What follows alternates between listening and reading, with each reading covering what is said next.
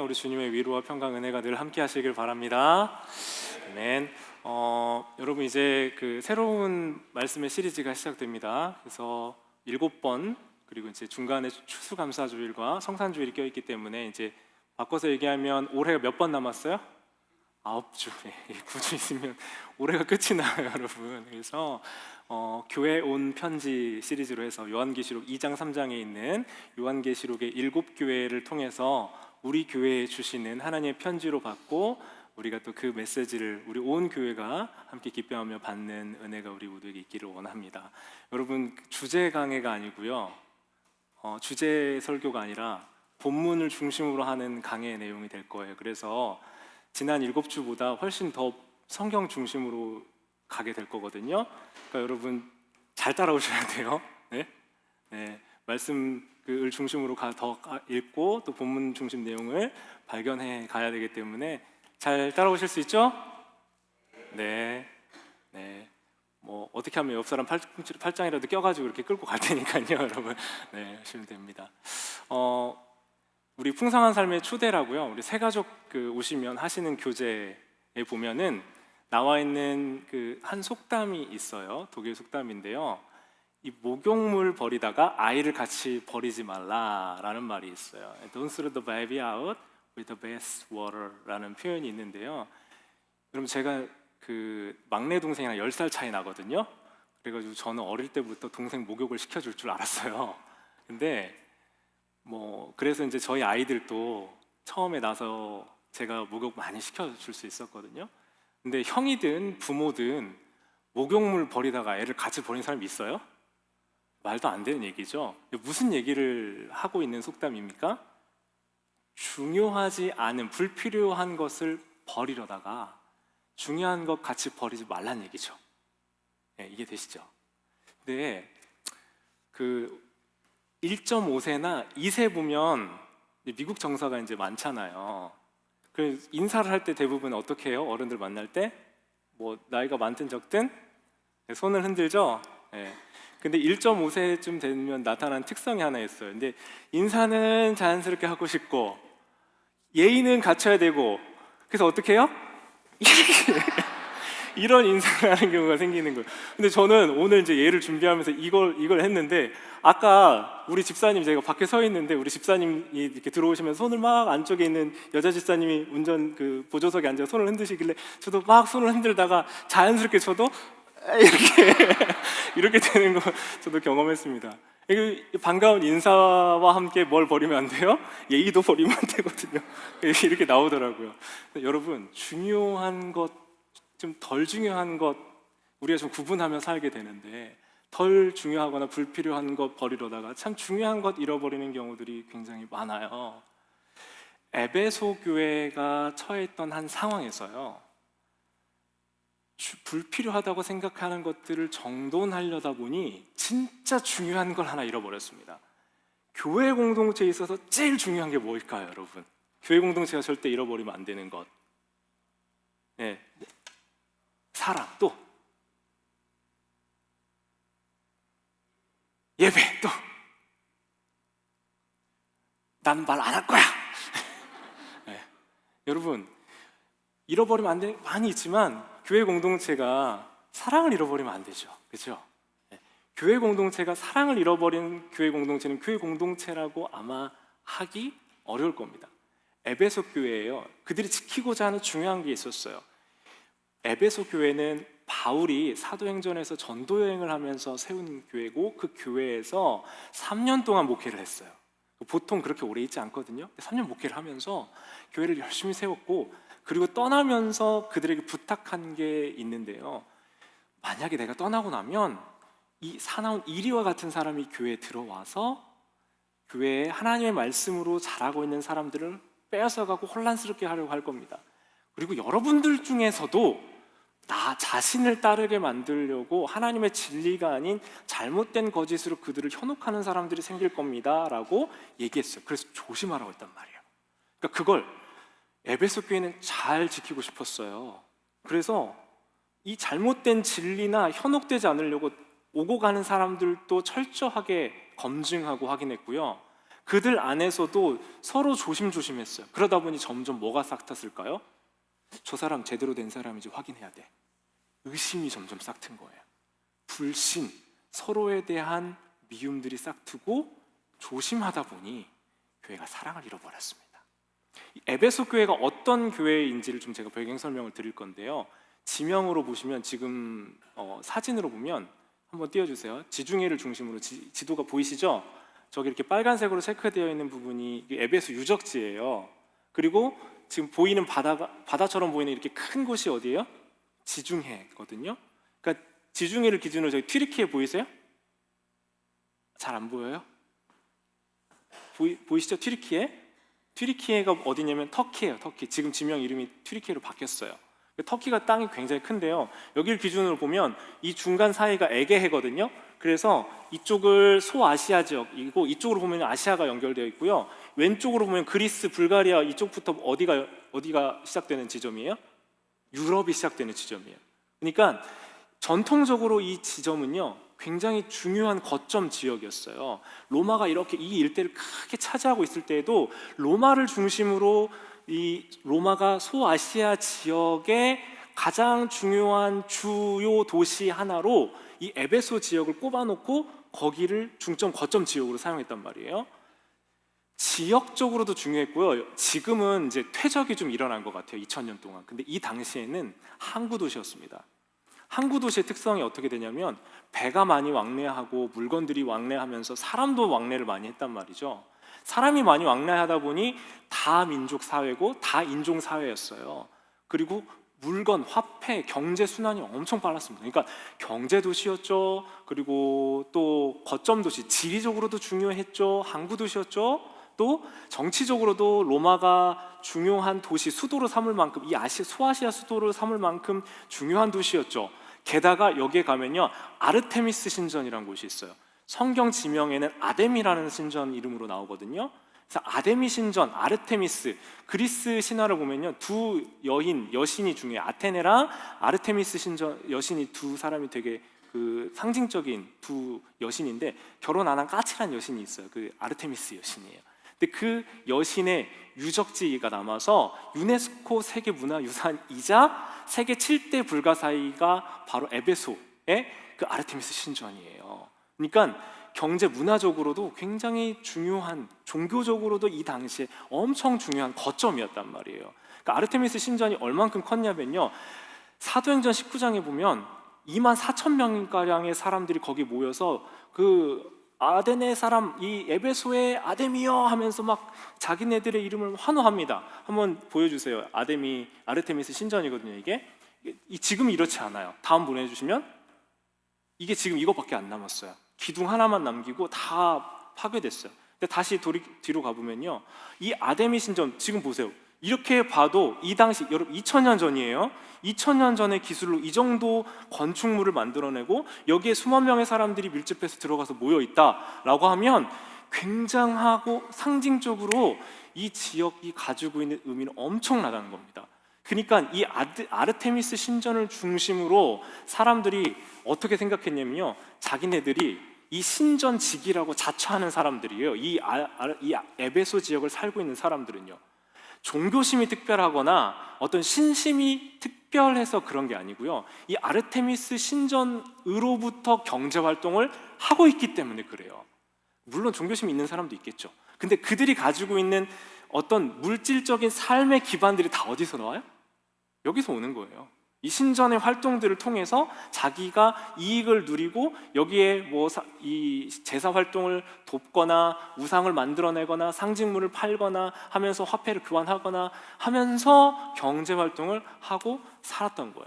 그러니까 이 아데미 신전을 중심으로 아르테미스 신전을 중심으로 살고 있었던 이 사람들은 이게 무척 중요했고 이 로마의 어떤 종교와 결탁되어 있는 이 신전을 기준으로 종교 행위의 영향력 아래에 살고 있던 도시가 에베소였고 아데미 신전을 중심으로 그렇게 살았다라는 겁니다.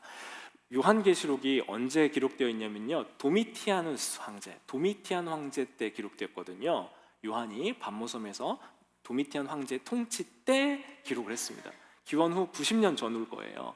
그러니까 AD 90년경인데요. 이 AD 90년경에 이 도미티안 황제는 로마에서 가장 잔혹한 황제가 누구인지 아세요, 여러분? 로마에서 잔인한 황제 네로 들어보셨어요? 네, 네로 황제의 두 번째 네로 황제다라고 불릴 만큼 잔인한 사람이었습니다.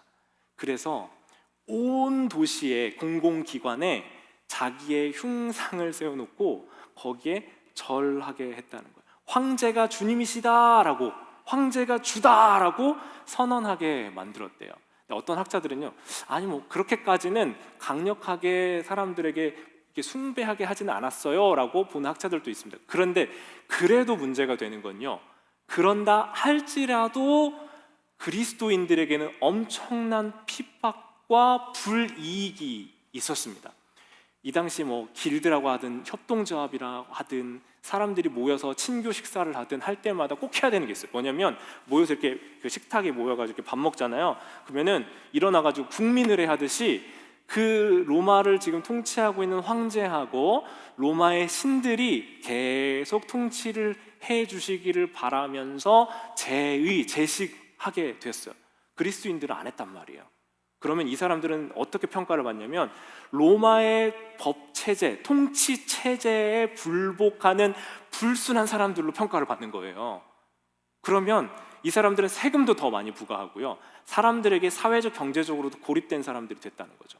그러니까 그리스도인들은 사랑을 받고 뭔가 이 당시에 뭐 특별하게 훌륭한 사람들로 평가는 못 받는 정도가 아니라요, 굉장한 어려움과 문제 상황들을 살아가고 경제적인 손해를 볼 수밖에 없는 위협적인 사람들로 평가를 받았다는 겁니다. 그 에베소 교회를 향한 하나님의 말씀이 임합니다. 2장 1절 말씀이에요.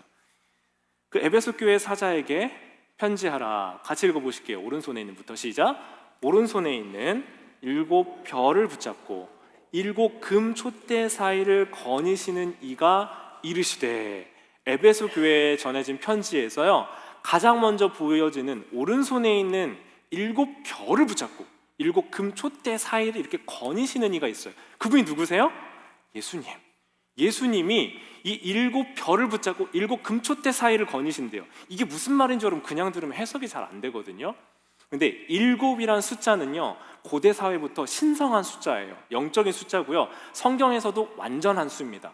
이 완전수는요, 전부를 의미하기도 하고 완전하고 온전하다라는 의미를 가지고도 있어요. 자, 그래서 오른손에 있는 7 별을 붙잡고 있다고 얘기했잖아요. 자, 황제는요, 이 당시에 통치를 하면서 그 자기 얼굴이 많이 알려졌으면 좋겠는지 동전에 자기의 얼굴을 표시를 많이 했어요. 근데 단순하게 그냥 자기를 보여주려고 동전 앞면, 앞뒷면에 이렇게 표시를 한 게 아니고요, 자기가 신으로부터 권력을 부여받은 특별한 존재라는 걸 보여주고 싶었나 봐요. 그래서 영적인 어떤 그 신적인 계시를 받는 자기는 특별한 존재라고 표현하기 위해서 그런 것들을 많이 했어요. 그러니까 황제를 숭배하게 하고 상징들을 자꾸 많이 보여줬는데, 그 중에 여러분 우리 한국에도 보면 정서가 그 왕의 옛날 기록들 보면요, 왕이 그 빨간 옷 입고 있을 때 뭐가 그려져 있어요? 왕의 골룡포에 용이 그려져 있죠. 그리고 그 양쪽 입구를 지키는 수호신이 있어요. 혜태 이런 게 있고, 처마 밑에 보면 그림 같은 거 있고 이렇게 하면 표시 이렇게 막 되어 있으면 용이 아 이러고 있는 그런 게 많이 있거든요. 왜 그러냐면 영물이잖아요. 그러니까 신적 계시를 받아서 신적 존재인 황제, 왕을 지키는 영물들이 그 자리를 딱 지키고 있는 거예요. 그런 상징을 보여주고 싶은 거예요. 근데 이 로마의 황제들은요, 동전에 그런 자기 얼굴들을 표시했는데 어떤 메시지를 이렇게 주고 싶었던 것 같아요. 도미티안 왕의 아내의 얼굴과 심지어는 자기의 10살 된 아들의 10살 때 죽었던 자기의 아들도 동전에 이렇게 기록을 해놨어요. 사진 한번 보여주세요. 영상 왼쪽에 보면 이건 남자 아니고 여자예요. 도미티안 황제의 아내의 주화이고요, 오른쪽에 보면 저기 보면 지구 이렇게 표시된 지구 위에 누가 앉아 있어요? 응? 좀 어른 같아요, 아이 같아요? 아이 같죠? 이게 도미티안 황제의 10살 된 죽은 아들이에요. 그리고 이 아들이 옆에 뭘 잡고 있죠. 뭘 잡아요? 뭘로 보이세요, 여러분? 잘 안 보여요? 네, 이렇게 별 표시로 돼 있는 거거든요. 별이 몇 개인지 세보세요. 하나, 둘, 셋, 넷, 다섯, 여섯, 7개죠. 이 7이라는 숫자가 상징적인 숫자인 거예요. 그리고 이 아이가 그 별을 양쪽으로 붙잡고 있죠.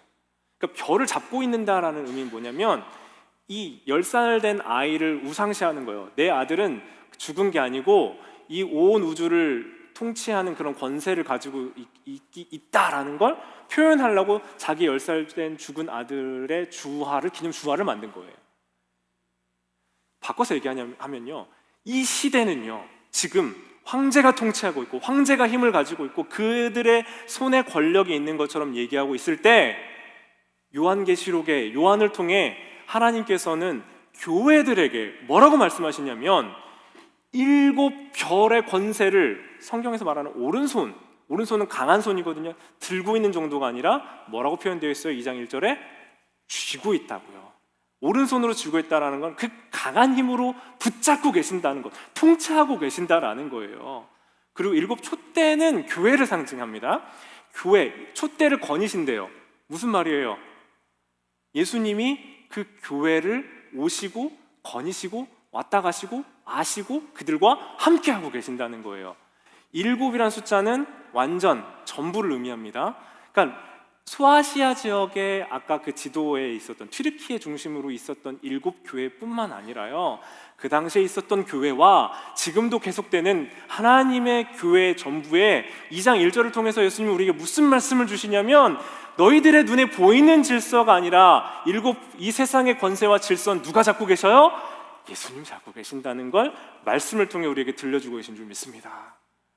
그리고 그 7 촛대 사이, 우리가 비록 눈에 보이는 현실은 우리 눈에 증거가 보이지 않는다 할지라도 예수님이 우리 안에 거하시며 온 세상의 교회의 주인이 예수님이시다는 것을 선포하고 있는 것이죠. 그래서 여러분, 그 그리스도께서, 이게 주님이 주신 약속과 진리가 우리 안에 있었던 거예요. 근데 그 소아시아 지역 중에 특별히 첫 번째 교회 에베소 교회는요, 칭찬받을 게 좀 많았어요. 그래서 그들은 그들이 지키고자 했던 열심을 칭찬합니다. 사도 바울이 얘기해서 이제 그 안에 거짓된 진리가 들어오지 않도록 무척 노력했잖아요.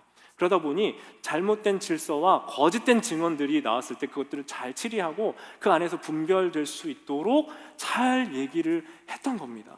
그래서 거짓 메시지나 거짓 이야기들이 그들 안에 통하지가 않았어요. 여러분, 이게 되게 중요합니다. 오늘 또 제가 예배 전에 우리 성도님 한 분이 이러이러한 부분들에 대해서 의문이 있는데 저한테 얘기를 해서 물어보셨어요. 근데 너무 감사해요. 왜냐하면 자칫 오해할 수 있는 부분들이 사실 오해인 것이 풀어질 수 있었거든요. 뿐만 아니라 여러분, 우리 안에 어떤 진리와 진리가 아닌 것, 사실과 사실이 아닌 것들이 자꾸 누군가를 통해서 자꾸 전파되다 보면 그 안에 거짓이 자꾸 혼재되기 시작해요. 뿐만 아니라 진리를 교묘하게 해서 사나운 이리와 같이 성도들, 양떼들을 현혹하려고 하는 외부에서 온 자들이나, 바울이 걱정했던 것처럼 이 안에 있는 당신들, 여러분들 중에서도 자기를 따르게 만들려고 하는 사람이 있을 수 있어요. 그것들 주의하세요라고 말했던 것처럼 나를 옳게 여기고 나를 따르게 만들고 나를 훌륭한 사람으로 만들기 위해서 오해와 거짓들이 자꾸 생겨나는 일들이 있을 수 있다는 거예요. 에베소 교회는 어땠다고요? 그 오해와 거짓들을 철저하게 분별할 수 있었던 교회입니다. 그러니까 이 에베소 교회를 향한 우리 주님의 칭찬이 에베소 교회를 향한 이야기와 함께 동시에 시작됐던 거예요. 근데 문제가 한 가지 있어요. 그들이 이제 먼저는요, 문제 전에 그들이 상징적으로 니골라당이라고 하는 사람들을 미워했는데, 니골라당은 어떤 사람들이냐면 영지주의자라. 영지주의자는 뭐냐면 영이 선하고 육은 불필요하고 악한 거니까 이 육신으로 사는 동안에는 별로 중요하지 않아. 육신으로 짓는 잘못들은 별로 중요하지 않아. 간단하게 얘기하면 그렇습니다. 그러니까 내가 이 땅에 사는 동안에는 내 마음대로 할 수 있어. 뭐 내가 의지를 가지고 내 육신으로 하는 건 문제될 게 없어. 왜? 육은 악하기 때문에 별로 중요하지 않거든 생각하는 사람들이었던 거예요. 그런 니골라당의 행위를 미워하는데 예수님도 그들의 행위를 미워한다고. 그러니까 잘못된 질서와 거짓 질서를 가지고 있는 이들을 철저하게 구분하고 있는 자들을 칭찬하셨단 말이에요. 근데 이 칭찬 뒤에 바로 이어서 무슨 말씀이 나오냐면 그들을 책망하고 징계하는 메시지가 나오는데, 그런데 너희의 첫사랑을 잃어버렸어 라고 얘기합니다. 2장 4절입니다. 같이 한번 보실게요. 2장 4절 같이 한번 읽겠습니다. 그러나 너를 책망할 것이 있나니 너의 처음 사랑을 버렸느니라. 여러분, 이 구절만 보면 어떻게 느껴지냐면, 우리가 그냥 성경을 그냥 보면요, 누구를 향한 사랑을 잃었어요? 에베소 교회가? 네, 우리 예수님과 하나님을 향한 처음 사랑을 잃어버렸구나라고만 생각해요. 그렇게만 생각합니다. 에베소 교회가 하나님 앞에서 처음 하나님을 만났던 그 첫사랑과 첫 감격을 잃어버렸구나라고 단순하게 생각하는데, 제가 지금 주로 참고하고 있는 제프리 와이머 교수의 요한계시록의 가면이라는 책을 참고해 보니까요, 그분은 이 본문이 이웃을 향한 사랑을 잃어버렸기 때문에 에베소가 책망받았다고 분석을 해요. 몇 가지 이유가 있거든요. 첫 번째는요, 먼저 에베소 교회가 긴 칭찬을 받았잖아요. 그죠? 긴 칭찬을 받았다는 건 그만큼 우리 주님을 향한 사랑이 있는 교회였기 때문에 그랬다는 거예요.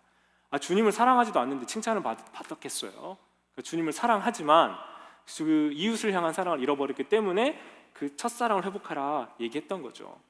두 번째는요, 요한이 쓴 다른 글들을 보면, 요한서신, 요한복음, 요한 1, 2, 3서들을 보면 굉장히 중요하게 강조하고 있는 포인트들이 있어요. 요한복음 13장에 보면 새 계명을 너에게 주노니 너희가 서로 사랑하라 라는 말씀을 비롯해서 형제 사랑하지 않으면 큰일 난다라는, 형제 사랑이 정말 중요해를 강조하는 요한 1, 2, 3서의 메시지들을 포함해서 요한이 정말 중요하게 강조하는 건 하나님 사랑뿐만 아니라 이웃 사랑에 대해서도 강조하고 있었거든요. 그러니까 그 요한이 쓴 서신으로 이 요한계시록을 본다면 아마도 이 본문은 하나님을 향한 사랑 때문에 그걸 지키겠다고 하나님이 보내시고 함께 하긴 그 사람들의 옳고 그름을 분별하다가 그들을 판단하고 정죄하면서 이웃을 향한 사랑을 잃어버린 에베소 교회를 향한 책망이다라고 보는 거예요. 자, 예수님께서 이 땅에 사실 때요, 두 가지 징조를 보여주셨어요. 첫 번째, 마태복음 24장 11, 12절을 보면요, 두 가지 징조가 나타나요. 첫 번째, 말세 때 시대가 악해지면 첫 번째, 거짓 선지자가 나와요. 그래서 많은 사람들을 혹하게 만들어요. 에베소 교회는 이 첫 번째를 잘 지켰죠. 그죠? 잘 지켰어요. 두 번째, 한번 같이 읽어보실래요? 불법이 성함으로 많은 사람의, 불법이 성하고 이 불법을 바로잡고 이 불법에 휘말리지 않기 위해서 서로 경계하고 조심하는 거예요. 그러다 보니 주님을 향한 이 사랑이 형제 사랑하고 같이 가지 못하고요, 주님을 향한 사랑은 어느 정도 유지되는 것 같은데 형제를 향한 사랑을 잃어버렸다는 거예요. 하나님을 향한 사랑한다고 하면서 옳고 그름을 내가 철저하게 분리하다 보니 그 안에 가까이 있는 이들을 상처 주고 마음 아프게 하면서 이 죄악된 행동을 거부하겠어 하면서 성도 간에, 그들 안에, 그들의 이웃 간에 서로 의심하고 불신하는 일들이 그들 안에 일어났다는 거예요. 그럼 마태복음 보면 그 말씀 있죠. 하나님께 제사 드리러 오려거든. 마태복음 5장에 있어요. 24절, 23절로 기억하는데, 하나님께 제사 드리러 오려면 만약에 너네가 제사 드리러 왔는데 형제에게 잘못한 거 생각나? 그러면 재물 내려놓고 가서 용서 구하고 다시 와 라고 얘기를 한다고요. 하나님 사랑하겠다고 한다면 그 하나님에 대한 사랑이 내게 주어진 이웃에게도 반드시 연결돼야 된다라는 말씀이에요. 그래서 이 에베소 교회를 향한 말씀을 우리 교회가 받는다면 뭘 받아야 돼요? 하나님, 만약에 우리가 교회를 건강하게 세워간다고, 하나님을 사랑한다고 했을 때, 그렇게 하기 위해서 내가 애쓰고 수고하며 이것만큼은 중요하고 이것만큼은 있어야 되고 이것만큼은 옳아라고 생각하는 그 부분들이 만약 누군가를 판단하고 정죄하고 미워하는 일에 쓰여지고 있다면 하나님, 내 마음 돌이키고 회개하게 하여 주시옵소서. 우리 교회 공동체 안에 그런 고백이 있기를 주님의 이름으로 축원합니다. 요한계시록 1장 2절에는요, 요한이 본 것을 증언했다고 그래요. 앞으로 일어날 이 로마의 억압 가운데 있었던 이들에게 앞으로 믿음을 지키고 하나님의 약속을 계속 붙잡고 있는 너희들, 그러면 이 앞에 일어날 이런 일들이 심판이 아니라 너희에게는 새 하늘과 새 땅의 약속이 될 거야 라고 말씀하고 싶으신 거예요. 여러분, 이 장면을 풀어서 얘기하면 요한에게 이 말씀을 보여주신 겁니다. 요한아, 네가 살고 있는 지금 이 소아시아 지역 일대에 있는 7 교회를 내가 보고 있어.